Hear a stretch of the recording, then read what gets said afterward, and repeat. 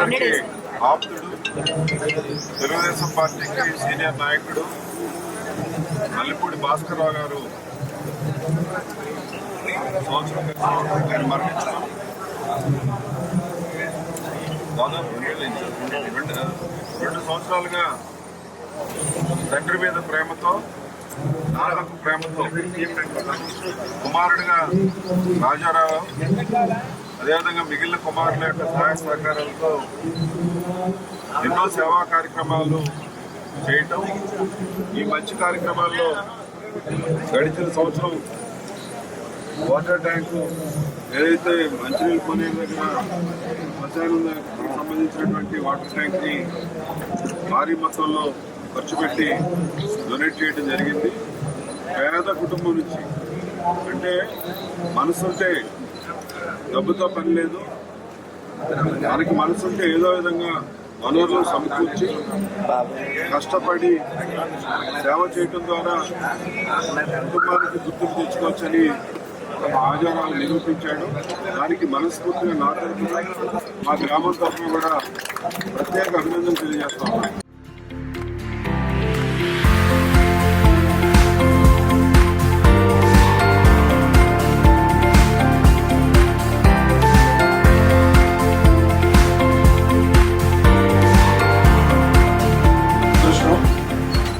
తండ్రిగా ఇంకా చాలా కాలం బతకాల్సినటువంటి భాస్కర్రావు గారు దురదృష్టవశాత్తు మరణించడం.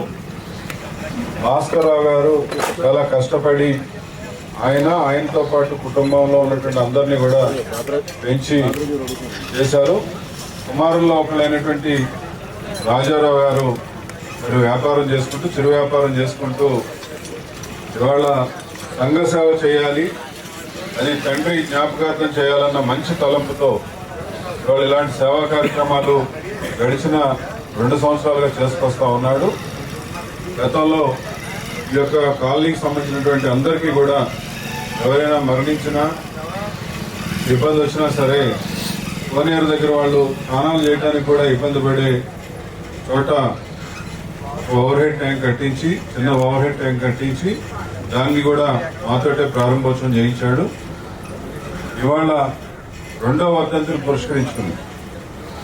అంటే మొదటి వర్ధంతి చేసిన తర్వాత ఎవరైనా సరే మనం చేశాం కదా, ఒకసారి కార్యక్రమం చేసాం, రెండోసారి వర్ధంతి చేసామని ఆగుతారు. అని తండ్రి మీద ప్రేమతో ఇతను చిన్న వ్యాపారస్తుడు అయినప్పటికీ కూడా ఇతను సంపాదించిన ఆ చిన్నపాటి డబ్బులు అమౌంట్ కూడా వాళ్ళ కుటుంబానికి, భార్యకో, బిడ్డలకో, తల్లికో వెళ్ళాల్సినటువంటి ఆ యొక్క సంపదని మన ప్రాంతంలో ఉన్నటువంటి, ఎందుకంటే తను కూడా ఒక చిన్న కుటుంబం నుంచి, ఒక బాగా లేని కుటుంబం నుంచి వచ్చినటువంటి వ్యక్తి కాబట్టి ఖచ్చితంగా సేవా కార్యక్రమాలు చేయాలన్న తలంపుతో, చాలా ఒక మంచి ఐడియాతో నేను వాళ్ళు ఇక్కడికి వచ్చి చూసి నేనే ఆశ్చర్యపోయాను. మనస్ఫూర్తిగా రాజారావు గారిని, వాళ్ళ కుటుంబ సభ్యులందరినీ కూడా అభినందిస్తా ఉన్నాను. ఎందుకంటే బ్లడ్ డొనేషన్ క్యాంప్ పెట్టాడు. ఎవరైతే బ్లడ్ డొనేట్ చేశారో వాళ్ళందరికీ కూడా హెల్మెట్స్ బహుకరించాడు. దాంతోపాటు గ్రామంలో పర్యావరణం బాగుండాలి, జామకాయ మరి ఆరోగ్యానికి చాలా మంచిదని చెప్పి జామ మొక్కల్ని, దాదాపు ఒక 1000 మొక్కల్ని, జామ మొక్కల్ని ఈ ప్రాంతంలో మరి ఎవరైతే హౌస్ హోల్డ్స్కి ఇవ్వడానికి అది కూడా పంపిణీ పెట్టాడు.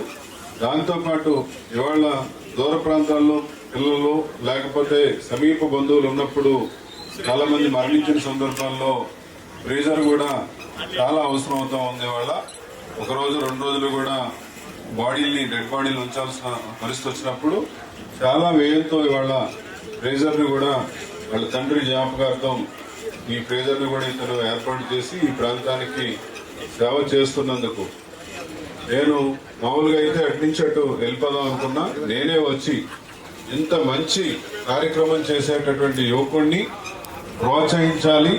తద్వారా ఇంకా చాలా మంది సంపాదన పనుల్లో కానీ, ఒకవేళ సంపాదన లేకపోయినా రాజారావు లాగా మనసులో ఆ యొక్క కుతూహలం ఉంటే ఏదైనా చేయొచ్చని.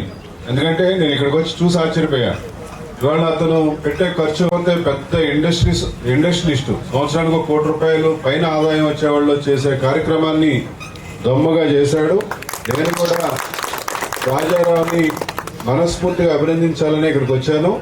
ఖచ్చితంగా రాబోయే రోజుల్లో నేను రాజారావు గారికి, రాజారావు తమ్ముడు రాజారావుకి ఒకటే చెప్పదలుచుకున్నా, కుటుంబంతో పాటు నీ బిడ్డల యొక్క చదువులు అవన్నీ కూడా చూసుకుంటానే ఉన్న దాంట్లో నువ్వు ఎంతైతే సంపాదిస్తున్నావో అందులో ఒక 25 రూపాయలు మాత్రమే ఖర్చు పెట్టమని నేను రాజారావుకి మనస్ఫూర్తిగా చెబుతూ, ఇలాంటి రాజారావు గారిని స్ఫూర్తిగా తీసుకుని చాలా మంది మన గ్రామంలో గాని ఈ ప్రాంతంలో గాని యువకులు ముందుకు రావాలని, ఇట్లాంటి 10 చేతులు పడితే ఏ ఒక్కడి వల్ల ప్రభుత్వం వల్ల లేకపోతే నాలాంటి వల్ల ఇంకా 4-3 వల్ల అయ్యే పనులు కాదు. ఇట్లాంటి కార్యక్రమాలన్నీ కూడా స్వచ్ఛందంగా చేసుకువెళ్ళి సొసైటీలో మరి అన్ని కులాలు మతాలు సేవా తత్వం ఉండేటటువంటి వ్యక్తుల్ని గౌరవించే విధంగా వస్తాయి రాబోయే రోజుల్లో ఖచ్చితంగా.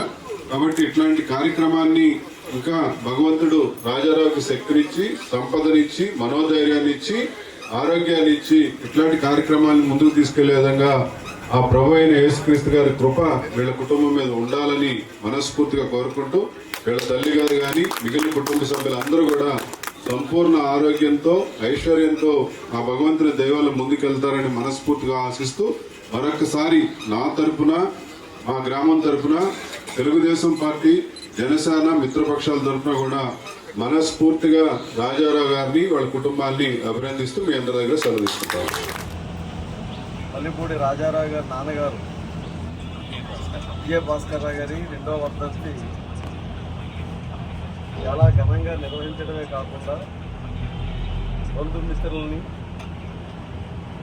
అభిమానుల్ని, కుటుంబ శ్రేయోభిలాషుల్ని